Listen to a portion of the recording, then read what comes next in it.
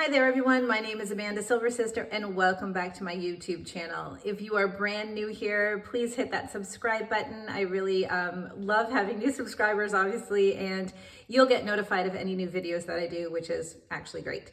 If you are a returning viewer, thank you so much for continuing to turn into this channel. Your support means a lot to me and it really encourages me to keep coming back and keep making new videos. So today I want to talk about something other than gray hair. So for all of you that just followed because you want my gray hair videos, please look back into my channel. I have so many gray hair videos and I will continue to make them. But every now and then I want to connect with you guys on a different level, as I think that's also really important.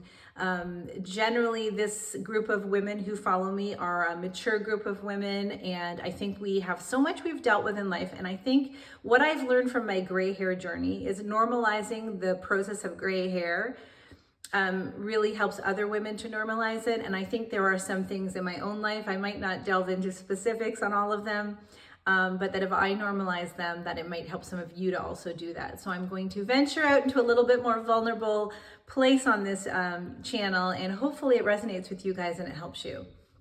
So the title of this video is why you shouldn't always try to feel better. And so let me explain that. So I think so many things happen to us in life that we just end up being in a position where we feel powerless about it. And that can be so many things. So for me, the topics that have brought me to that, and this is where I'll be vague just out of respect for some of the people involved. But I was married for 20 years and divorced, and you would think that once that tie is severed, that maybe you won't have to deal with that person even directly or indirectly. But when you have had children together, you are tied to that person forever. And I do have 4 children, and one of them has high functioning autism. He is another source of stress for me because of, again, things I'm just being vague about, but I'm constantly carrying a weight of worry about him. And what the common thing about those two things is that I'm starting to have to really process the fact that I am powerless in a situation that I wish I had more control over, and I just simply don't. So as people make their own choices, whether they include you or don't include you, whether you feel like you have input or don't, not everybody is going to let you come to the table to express your concerns. So that, if you're that person like I feel I am, it can leave you feeling a lot of stress. So I've lost a family member. My dad passed away 2 years ago, and I'm also seeing the impact of that on my family, and that is something that can really weigh me down as well. And so just carrying around things like that, something as maybe not as stress, or doesn't seem as stressful.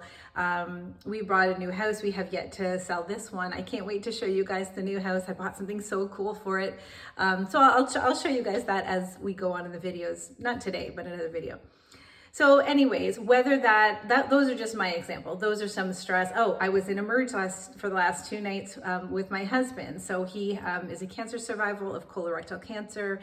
And then he was having a complication. We landed in the hospital. He's still there. I'm actually going to work for a few hours and I'll pick him up today.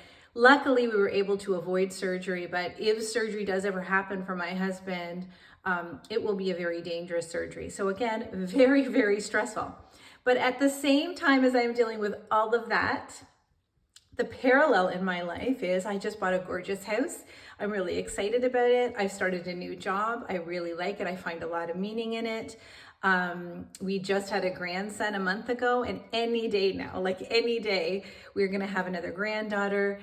So sometimes I find that life puts us in a situation where we have all these things that are weighing us down, and then we have all these great things. And what I have found in the past, until I found this new way of thinking that has kind of helped me, is when I would feel excited or happy about something, knowing that someone I loved or a situation was causing me stress was not in a good place, I would just end up feeling guilty.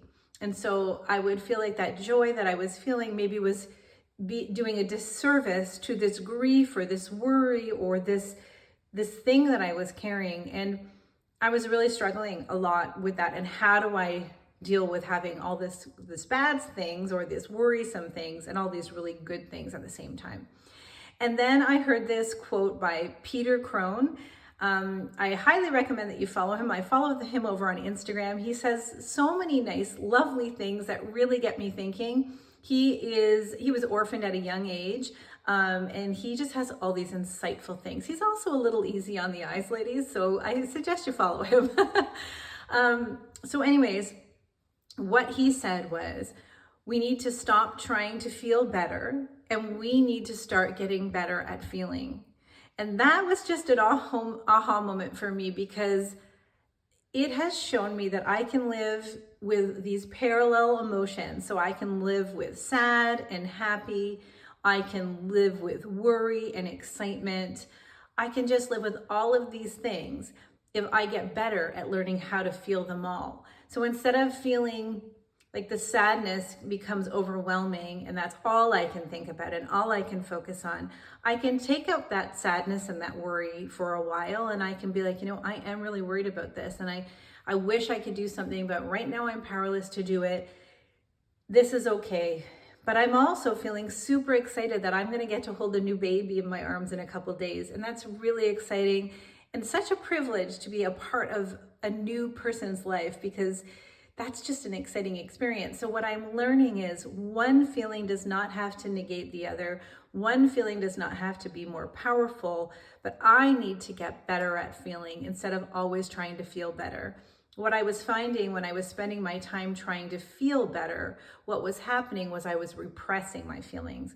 And that wasn't good for me, because then when something would come out and trigger me, I would just be this blah. I would have of all these feelings and emotions. Or if if something happened, I would find I would be extra upset or extra sad. And the trigger was it didn't make sense that I would be annoyed or sad in that situation as greatly as I was, but it was because I was carrying all this repressed stuff. So now what I'm learning is that I can feel all these things together. So instead of trying to always feel better, I'm going to get better at feeling. I'm going to get better at navigating my feelings together. I'm going to allow myself permission to feel both, to not feel guilty about both.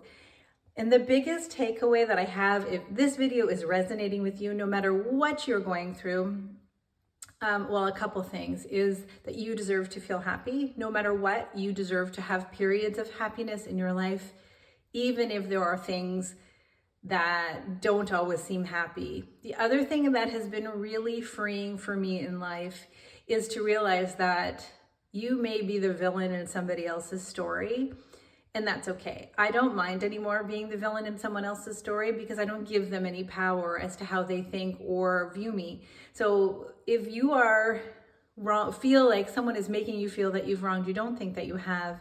You're living your truth, you're doing what you can. Shedding all that stuff allows you to just feel your stuff more purely, without the guilt and that extra narrative that might be giving you more weight.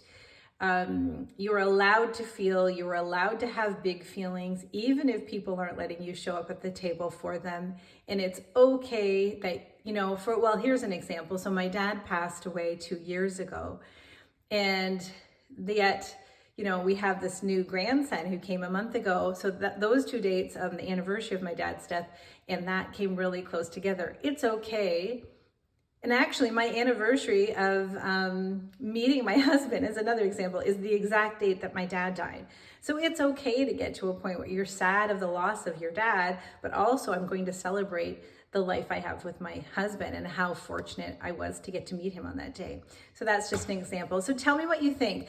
So this quote, again, I'm gonna end with it. So instead of always trying to feel better, we need to get better at feeling. I want to know what you think about it. Leave me some thoughts. But yeah, it's really resonated with me, and I wanted to share it with you. I hope, you guys, that it helps you in some way. And let me know if you like this non-gray haired video. Take care.